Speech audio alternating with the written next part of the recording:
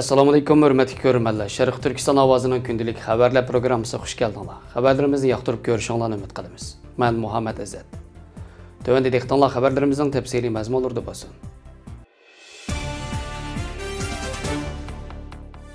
Bugun 2021-yil 5-aprel kuni.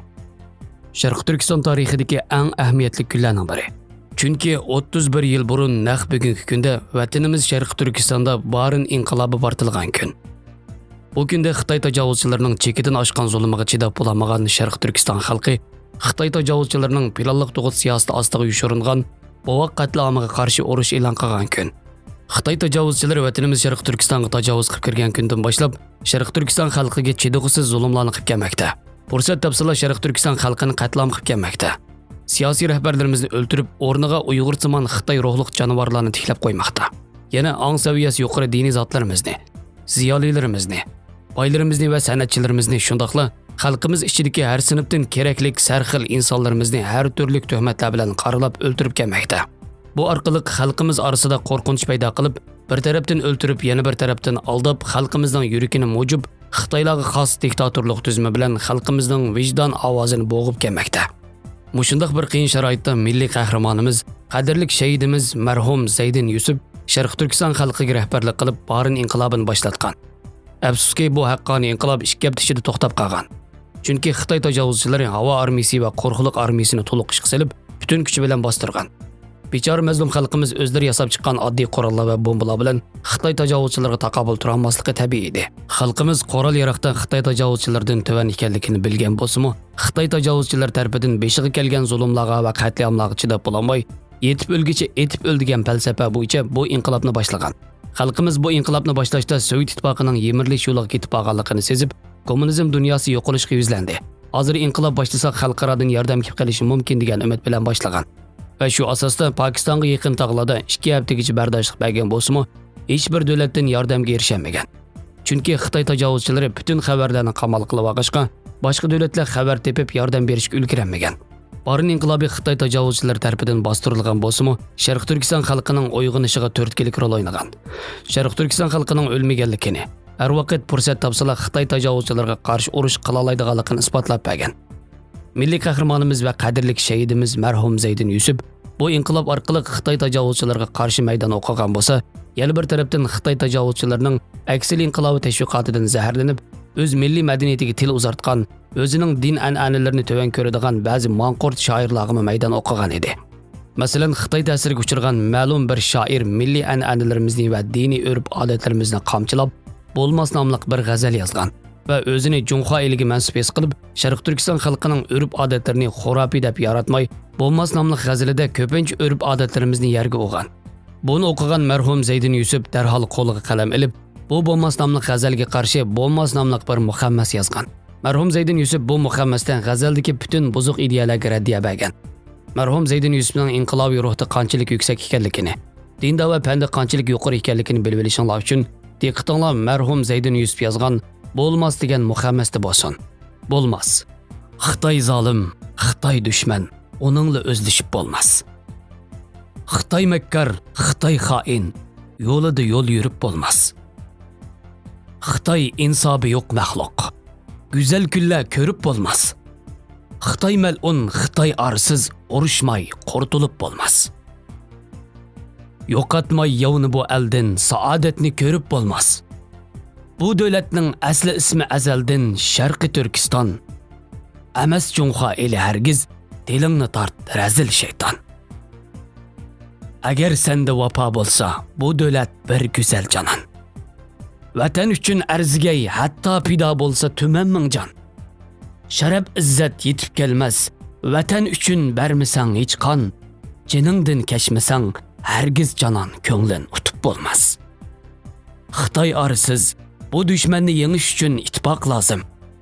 Buning uchun har vaqt Qur'on va sunnat tingshimoq lozim. Bu millatning dinini va tilini qo'llamoq lozim.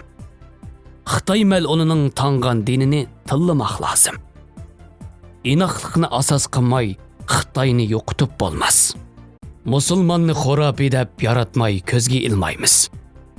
Yalangboshlarni dinsiz deb tushunmasdan tillaymiz. u yerlik o, bu yerlik bu. Deban odamni xillaymiz, razil o'qishga qul bo'lg'ash, razil o'qishni chillaymiz. Yo'qotmay ushbu illatni, saodatni ko'rib bo'lmas. Sharq Turkiston surgun dokumenti nomidan shuni chaqiriq qilamizki, bu ahamiyatli kunni xotirlaylik. Marhum shahidimiz Zaydin Yusufdan o'rnak olaylik. Qahramonlarimizga ega chiqayli. Xitoy tajovuzchilari belgilab bergan atalmish qahramonlarga emas, o'z vijdonimiz va o'z aqlimiz belgilagan qahramonlarga ega chiqayli. Bizning beshimizga kelgan butun baloy ofatlarning kelish sababi vatanimiz Sharq Turkistonning Xitoy tajovuzchilarining ishg'oli ostida bo'lib qolishidir. Bu sababdan Sharq Turkistonning mustaqilligini asliga keltirish hammamizning ustiga farzdir. Allohni rozi qila olishimizmi buningga bog'liq. Rasulullohga ummat bo'lib shafoatiga erisha olishimizmi buningga bog'liq. Bu dunyoda insondek yasha olishimizmi va insondek yuzimizni ko'tarib yura olishimizmi buningga bog'liq. Aziz qarindoshlar, biz Sharq Turkiston xalqi Sharq Turkistonga ega chiqayli. Sharq Turkiston mustaqilchilariga ega chiqayli. O'rnak olish uchun bizga Rasululloh va Rasulullohning izbosarlari yetib oshidi. Agish uchunmi shu izbosarlar yetib oshidi. Sobit Domullamdan, Abduqodir Domullamdan, Elixon To'ramdan va Zaydin Yusuflardan o'rnak olaylik. İnqilobchilarimizni, qahramonlarimizni va milliy rahbarlarimizni qadrlaylik. Vafodor bo'laylik, sodiq bo'laylik, fidokor bo'laylik, hushyor bo'laylik. Allohdan basirat va farosat tilaylik. Iymon va hidoyat tilaylik. Allah xalqimizni Xitoy virusidan va Xitoy tajovuzchilarining butun suiqasdidan saqlasin. Xalqimizga ozodlik va Sharq Turkistonga mustaqillik ato qilsin va bizni ikkala olamda aziz va baxtli qilsin.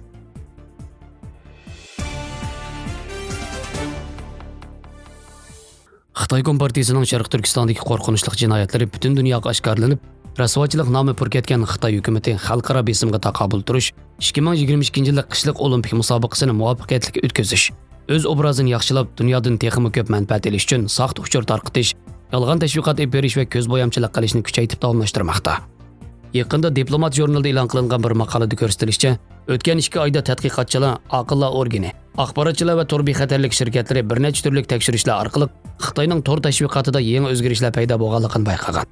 Xitoy hukumati alohida zo'r miqdorda odam va moliya kuch ajratib, hukumat hisobidan boshqa yana soxta shaxsiy hisobot ochib, yarshar xarakterlik ijtimoiy aloqa suhbatlarida yolg'on xabar tarqatish bilan shug'ullangan. Tekshirishda ma'lum bo'lishicha, Facebook, Twitter, YouTube qatorliq nopozliq ijtimoiy aloqa vositalarida Xitoyning hukumatga va shaxsga tava rost yolg'on hisoblari aktiv faoliyat qilayotgan bo'lib, Xitoyning yolg'on soxta uchurlarini hamma yoqqa tarqatish bilan shug'ullandi ekan.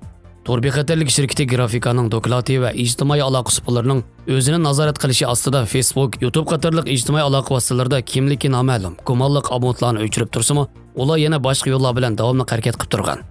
Grafika shirkatining bayqishicha, Xitoy diplomatlari o'zining Twitter hisobida shunday soxta abonentlarni vatanparvar buxrolar deb qarab, ularning yo'lg'an narsalarini ko'plab tarqatgan. Grafika shirkatining tekshirish natijasiga qaraganda, Xitoyning ta'tir tashviqotining soni, miqdori, sur'ati va texnikalik ilgarilikka alohida diqqat qo'zg'agan. 2020-yil aprel oyidan 2021-yil yanvar oyigacha Xitoyning soxta Twitter abonentlari 1400 dan ko'p video tarqatgan bo'lib, buning ichida ko'pinchisi ma'lum voqea yuz berib 36 soat ichida uning inkos bildirilgan videolar ekan. Bu videolarning sifatidan qaraganda uni ishlash uchun ko'p mablag' ketadigan bo'lib, odatdagi abonentlar uni ishlab bo'lmaydi ekan. Tekshiruvchilar yana Twitterda tarqatilgan uchurlarning e'lon qilingan vaqtining Xitoyning vaqti bilan birdek ekanligini bayqagan. Xitoy tarqatgan soxta uchurlarning mazmuni keng doiralik bo'lib, koronavirusi Amerikaning suiqasdlik plani, Uyg'urlar terrorist degandek o'sakapdan boshlab, lagerlar yo'q, majburiy emgak yo'q, Uyg'urlar baxtli yashayotdi degandek yolg'on tashviqot, ko'zbo'yamchiliklarning hammasini o'z ichiga oladi ekan. Xitoy hukumati yana o'zliksiz turda axborot e'lon qilishini ichib, atalmish guvohchilarni so'zlatib, Sharq Turkistondagi jinoyatlarni niqoblab kelgan. Erkin Osiyo radiosi Xitoy bilimining 1-aprel bergan xabarda aytilishicha, Shanxay Fudan universitetini bitirib o'z oldiga egilik tiklaganligini aytgan Toyir ismli biraylan muxbirlarning kutilish yig'inida xotin qayta tarbiyalash o'rnida tarbiyalanib chiqqanligini, u yerning hargiz lager emasligi haqida so'zlagan. Buningdan Xitoyning chenib qilishiga qaramay, o'z tashviqoti uchun artist tanlash bilan avara bo'layotganligi fosh bo'lgan. Yaqinda Wall Street jurnalida e'lon qilingan bir maqolada bildirilishicha, Xitoy hukumatining Twitter, Facebook qatorliq ijtimoiy aloqa torlarida Sharq Turkistondagi asonliq millatlar siyosatiga doir bo'lgan ko'zbo'yamchilik tashviqoti o'tgan yili tarixdagi eng yuqori pallaga chiqqan. Avstraliya strategik siyosat tadqiqot instituti bo'lgan bir tekshirishda ma'lum bo'lishicha, 2020-yil Xitoy davlat taratqullari va diplomatik Twitter hisoblarining Sharq Turkistonga oid tarqatgan uchurlari ilgirkidan ko'paygan bo'lib, burun har oyda 280 uchur tarqatgan bo'lsa, 2020-yil har oyda 500 uchur tarqatgan. Xitoyning xalqaro aloqa torlarida aktiv faoliyat qilishi belgilik unumga erishgan. 2018 yildan buyon Xitoy hukumatiga oid Twitter hisobi Sharq Turkistonga oid uchurlar eng ko'p tarqatilgan manba bo'lib qolgan. Xitoy yer shari televiziya kanalining Facebook hisobiga ergashuvchilar 115 millionga yetgan. Kuzatuvchilarning qarashicha Xitoyning chet el ijtimoiy aloqa torlarida ilib berayotgan tashviqotiga sal qarshi bo'lmaydiganligini, Xitoyning tashviqotining yolg'onligini bilib turib, ishonadiganlarning Xitoyning manfaatiga bog'lanib qolganligini, uning ishonmaydiganlarning Xitoyni bir qadar yaxshi tushunadigan va ularni tadqiq qilib boqqanlar ekanligini o'tirib qo'yib, Xitoyning tashviqot hujumi Xitoyni tegidan tushunmaydigan insonlarni qaymoqtira olasimi, Xitoyning mohiyatini barg'ansir to'nib yetayotgan kishilarni Xitoyga texim o'sh qiladiganligini, Sharq Turkistonning muqimligi Xitoyning kelgusini belgilaydiganligini, Sharq Turkiston masalasining hozir xalqaro ta'sir kuchiga ega bo'layotganligini, nurg'un davlat va jamoatlar Uyg'ur masalasini tutqi qilib Xitoyga besim ishlatayotganligini bildirgan.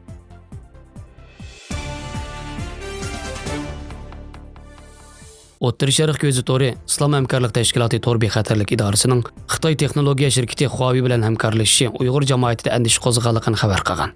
Mazkur to'rning 1 aprel bergan xabarda Huaweining Uyg'urlarni ta'qib qildigan 100 tonna shumtal ishlashga qatnashganligi, Islom hamkorlik tashkilotining bu shirkat bilan sheriklik munosabati qurishi muhojiratdagi Uyg'ur tashkilotlarini andishiga solganligini, Huaweining Uyg'urlarni ta'qiblashga qatnashganligi keng tarqalgan bo'lsa-mu, biroq Islom hamkorlik tashkiloti to'r bexatarlik idorasining yanada Xitoy shirkatlari bilan sheriklashganligini bildirgan. Xabarda aytilishicha, Huawei shirkati 31 mart Islom hamkorlik tashkiloti to'r bexatarlik guruhining a'zosiga aylanib, uning bilan sheriklashgan tunji xalqaro shirkat bo'lganligini e'lon qilgan. Huawei shirkati Islom hamkorlik tashkilotiga a'zo davlatlarning to'r bexatarlik texnikasini qurishiga yordam berdi ekan. Musulmonlar dunyosining kollektiv ovozi bo'lgan Islom hamkorlik tashkilotining Huawei bilan sheriklashi kishini afsuslantirdi. Dalillar Huaweining Xitoy kompartiyasi bilan hamkorlashib, irqiy qirg'inchilik uchrayotgan Uyg'urlarning 100 tonna yumshoq detalni taraqqiy qildirishda alohida tuhfa qo'shgan. Agar Islom hamkorlik tashkiloti musulmonlar dunyosining haqiqiy ovozi bo'lsa, Xitoy kompartiyasining jinoyatiga qarshi turishi, uning shirkati bilan sherik bo'lmaslik kerak.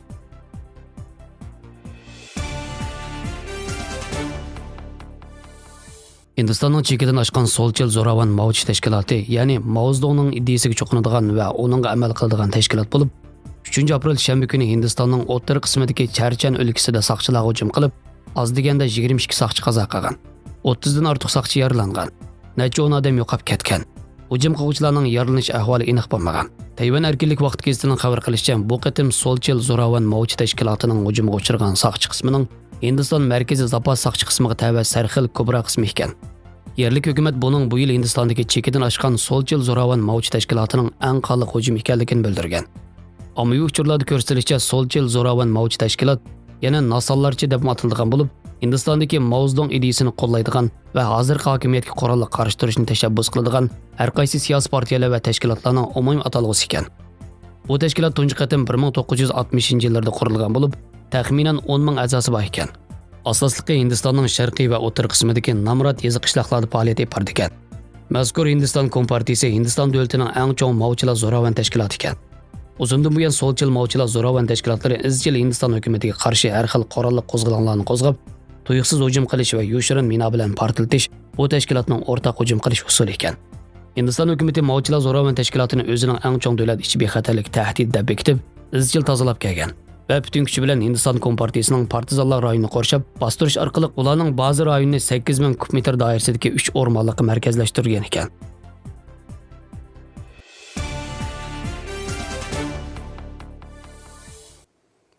Xabarlarimizni ko'rganingizga rahmat. Ko'rishguncha omon bo'linglar. Xayr, xo'sh, Allohga omonat.